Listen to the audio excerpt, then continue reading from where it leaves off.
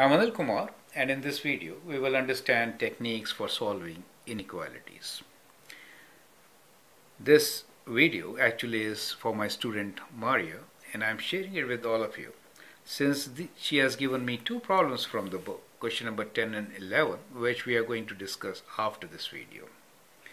I hope with this we'll kind of get a concept of solving such questions.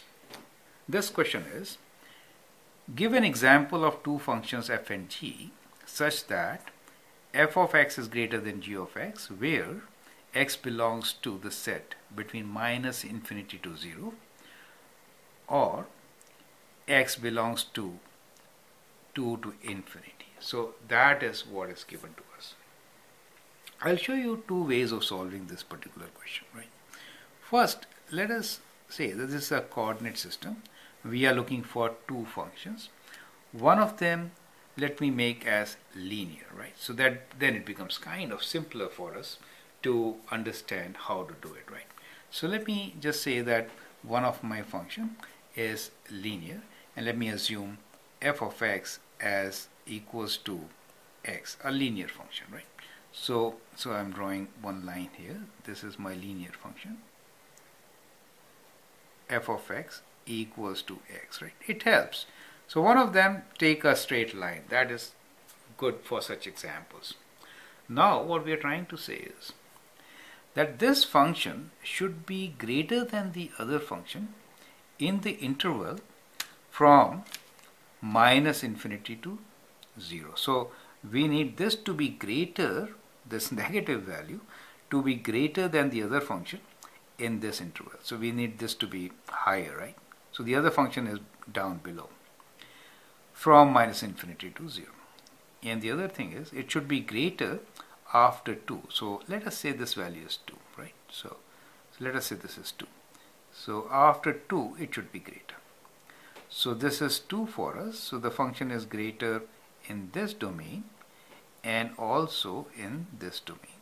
So this line which I've drawn for the line for the function f of x should be higher than the other function. That is to say the other function should be greater than this line in this region, right? So that gives me an idea. I can draw a parabola, right? With vertex right there in the center, kind of. Let's say this is my axis, right?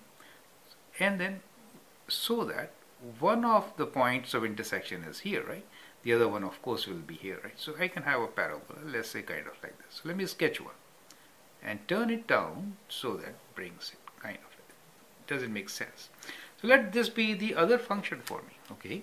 So I'm calling that function as g of x. Now clearly from the sketch you can say that f of x is greater than g of x in the given domain. Do you see that? That's absolutely clear. So f of x is greater here. That line is higher than this green portion, and the red line is higher than the green portion after 2. Now it is a question of getting the equation for g of x. So we can get the equation by saying that g of x should be equals to a times, and here one x-intercept. The other one, we can assume this to be at 3. After 2, that is what we are trying to say, right? So the center will be at 1.5, somewhere between them, so at that point will be higher. So we can assume that to be 3. So we say x minus 3. Is it okay? So that becomes a quadratic function. To find the value of a, we can use this point. For f of x, what is f of 2 equals to? F of 2 is 2. So at this point, g of x should also be 2. So g of 2 should be also equals to 2. And if I substitute that here, what do I get for a? So I get a times 2 minus 3. So I can solve for a. So I have 2 equals to 2a times, this is minus 1. Okay, so a is equals to 2 divided by minus 2, or a is minus 1. So I get my function g of x. I get g of x as a is minus 1. So I can write this as minus x times x minus 3. Do you get the idea? So now I can write f of x is greater than g of x.